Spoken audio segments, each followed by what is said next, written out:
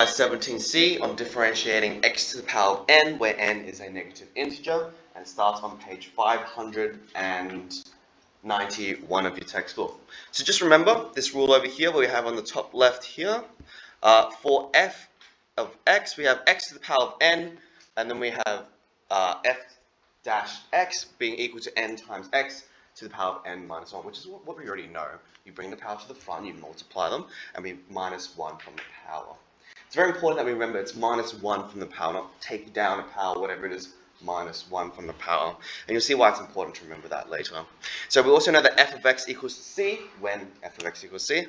Basically, when f of x is a constant, so y equals to 3, y equals to 40,000, whatever it is, y equals to negative 3. The constant there means that the derivative is always going to equal 0. Okay? And just in case you've forgotten, the reason is because when you have a horizontal line, no matter where you pick on that graph, its gradient is always going to be 0. Okay, so today's question, we're actually looking at, are we able to apply our understanding of derivatives in order to find the gradient, or in this situation, given the gradient, find the point. So, for the following curve, find the coordinates of the points on the curve at which the gradient of the tangent line at that point is negative 6. If I'm saying I'm looking for the gradient of the tangent line, what do I have to find first, Keely? Thank you, the derivative, right? So let's find the derivative. It's given to me as y equals to blah, blah, blah, blah, blah. So do I use f of x, f dash x, sorry, or do I use dy dx? Thank you, dy dx, because it's given to me as y. So I write dy dx equals to, if it's a constant like 4, what does it become? Good, I'm going to ignore it. I've got negative x squared left. Negative x squared, I bring the power to the front, or in other words, I multiply it. So I get negative 2. And then the x squared, I take away 1 from the power, gives me x power 1, or just negative 2x. So that's my derivative. I'm not done yet though. I need to actually substitute a point. So I know that the gradient at that point, at xy, is negative 6. So I'm going to allow dy dx to equal to negative 6. Because remember that dy dx tells me, normally, dy dx tells me what the gradient is when I substitute a point of x. Now, other way around, if I substitute a gradient, I can see where x has to be in order to have that same gradient. Okay? So I'm going to let that equal to negative 6. I'm going to divide both sides by negative 2. I get x equals to 3. And so that tells me that the coordinate, or the x coordinate at that point is 3. Am I done? No, why not? Thank you very much. I need the y value. Which equation do I substitute it in? Y equals 4 take x squared. Good. A lot of students make the mistake of subbing it back into the derivative and then ending up with 0. Sometimes the point is, for example, 3, 0. Sometimes it is. Most of the time you need to, well not most, all of the time you need to make sure that you sub it into the original equation, not the derivative. Otherwise you just find the derivative again. So we substitute into the original equation. I get y equals to 4 minus 3 squared, which gives me 4 minus 9. Answer is negative 5. Now, realistically, you have got the answer. In an assessment situation, don't leave it at that. Please actually write the coordinate, because the question is asking for the coordinate, not what a separate x and y value. So just write 3, negative 5. Any questions about that? Are we okay with that? Yeah? Okay. So today we're looking at exercise 17C, which is differentiating x power of n. We've already looked at this, but where n was positive integer. This exercise is, if you found 17b quite easy, you'll probably find this one quite easy as well. It's the same thing with one tiny step. We're looking at it if it's a negative integer. All we do is apply the same rules we already know, considering that they're negative integers. Now sometimes they'll just be given to us like this. Let's move this up, there we go. So find the derivative of x to the power of 4 minus 2 to the power of x to the power, so minus 2 times x to the power of negative 3 plus x to the power of negative 1 plus 2. I'm going to assume that I've got x to the power of 4. So negative 2 times x to the power of negative 3. I'm going to treat that as if it's a normal polynomial. So x to the power of 4, Megan, what does that become in my derivative? 4x to the power of 3. Thank you very much. 4x to the power of 3. You've brought the power to the front by multiplying them, and you've taking 1 from the power. Now, I've got negative 2x to the power of negative 3. I'm going to bring the power to the front and multiply them. It's negative 3 times by negative 2. Are we okay with that? Same thing, x to the power of negative 3. I minus 1 from the power, so negative 3 becomes negative 4 plus 2. I'm going to simplify that. I get 4x cubed plus 6x to the power of negative 4 plus 2. And that is my derivative. Any questions about that? No? Okay. If you would like to, it's a good practice to actually apply your index rules to have all your values with a power that's positive. Now, we can just leave, I'll write it over here. We can just leave the 4x cubed and the 2 because that's just what we already know as positive. But 6x to the power of negative 4. Would you agree? It's the same thing as saying 6 times x to the power of negative 4. Why is it running? Okay. Would you guys agree it's the same thing? Yeah? Would you guys agree that's the same thing as if I said 6 times 1 over x to the power of 4? Yeah? Index laws, you guys remember that stuff? I'll put that separately there. There we go. So I can say that it's the same as 6 over x to the power of 4. Because when I multiply them, it gives me 6 over x to the power of 4. So when I have 6 times x to the power of a negative power, then I can say that I'm going to put it over the fraction. So it's 6 over x to the power of positive version of that fraction. So you can write 6 over x to the power of 4. Now, this answer over here also works. It's fine, unless the question specifically asks for positive powers. Otherwise, that is also the correct answer. Is that a question? Did I forget the word? Sorry, what? I did forget. I didn't even see it. Thank you for bringing that up. I did forget this part over here, x to the power of negative 1. So let's go through that now. Let's tack it on to the end. X to the power of negative 1, I bring the power to the front. So I get minus x. Negative 1 becomes, thank you, negative 2. And so I'm going to write that at the end and pretend that I knew that all along.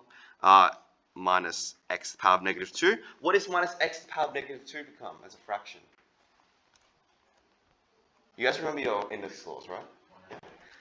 Thank you. 1 over x squared. Easy. Let's move on. Over here is more of an application. Same idea, but it's just an application, what we already know. So find the gradient of the tangent to the curve determined by the function f. We've got function, sorry. What does this mean, actually? Does anyone know what this means, that line? Let's start with this r. What does the r stand for? Real numbers, good. Now, what does this mean? Sorry? That's correct. So the line here, that line there, the backslash, means excluding or not including. And then the set of numbers being, in this case, just 0, which means that my domain is any value of x, or any real number, except 0. Can anyone tell me why x cannot equal to 0?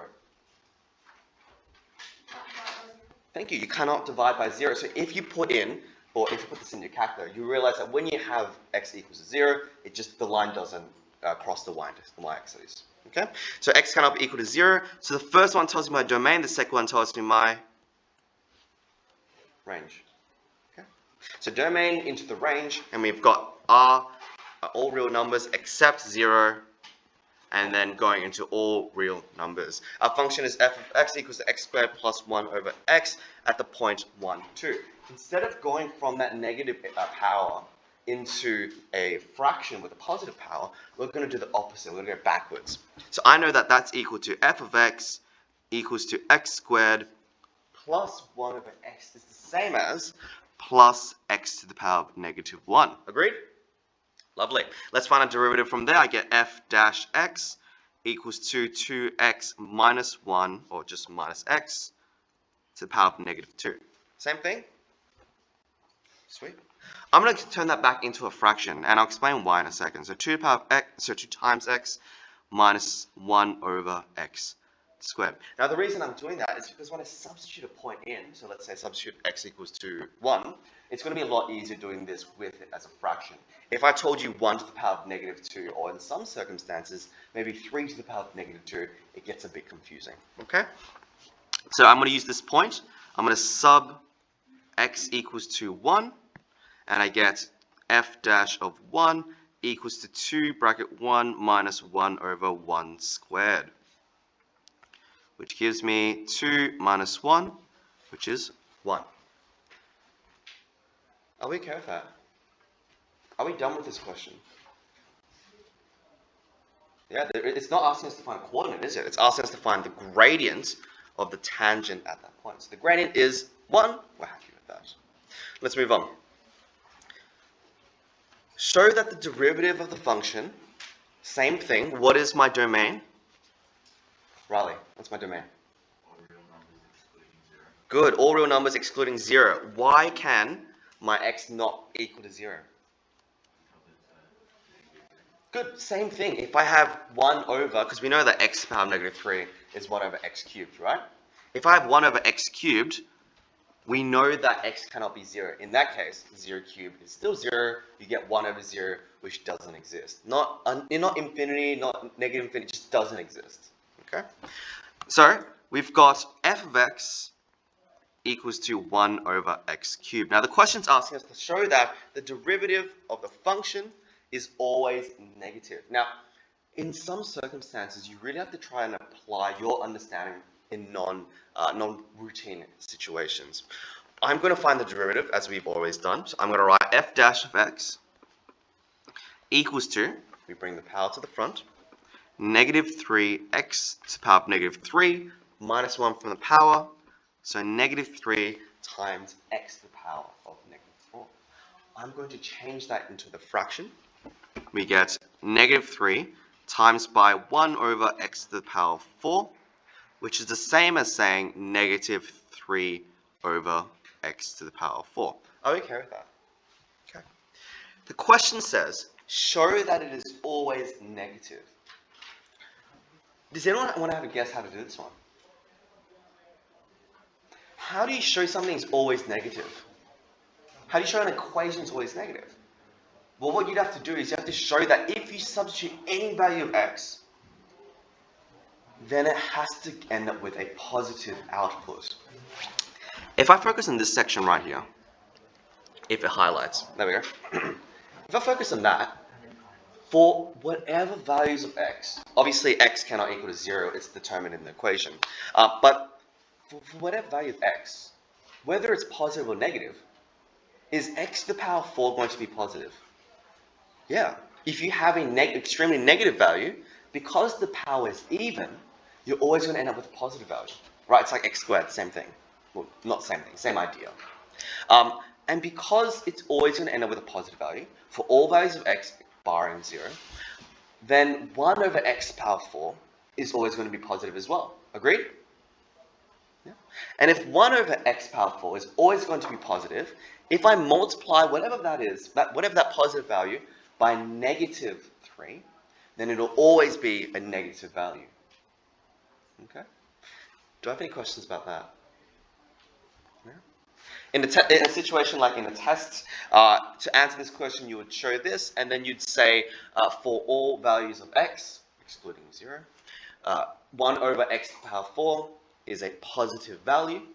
Therefore, multiplying by negative 3 will always give a negative output. Something along those lines. Does that make sense? Sweet. Did you guys want me to type that down or move on? Okay. This is actually from exercise 17D, but it leads in really well. Now, this question we're looking at when the derivative is always negative. Okay? We're looking at something called increasing and decreasing functions. Just a brief introduction to exercise 17D. If f dash x is greater than 0 for all x in the interval, then the function is what we call strictly increasing. In other words, if my gradient or my derivative, my gradient is always positive, then my graph is always increasing. Makes sense, right? Because a positive gradient, boys, we know a positive gradient from left to right goes up, right? Same thing with linear equations. So if my gradient's always positive, no matter what value of x, then we know it's something called strictly increasing. So for example, if I was to get my ruler and draw lines here, I know that for whatever point I pick, those lines will always have a positive gradient. They'll never go down. Pretty straightforward. Are we okay with that? Sweet.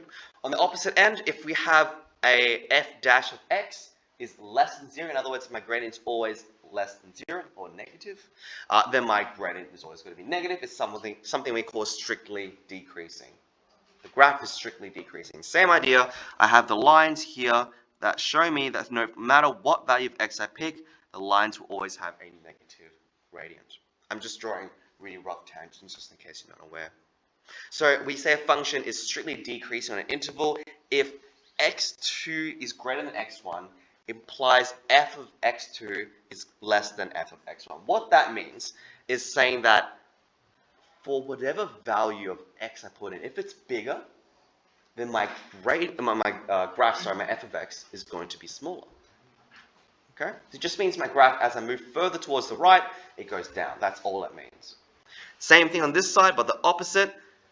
If I put in x2 is greater than x1, in other words, if I pick a bigger x value, and it implies that f of x2 is greater than f of x1, in other words, that function there, if I substitute a bigger x value, it will give me a bigger f of x value, or bigger y value. That's all that means. So you need to make sure you understand the difference between increasing and decreasing. Are we okay with that? Any questions? Okay, sweet.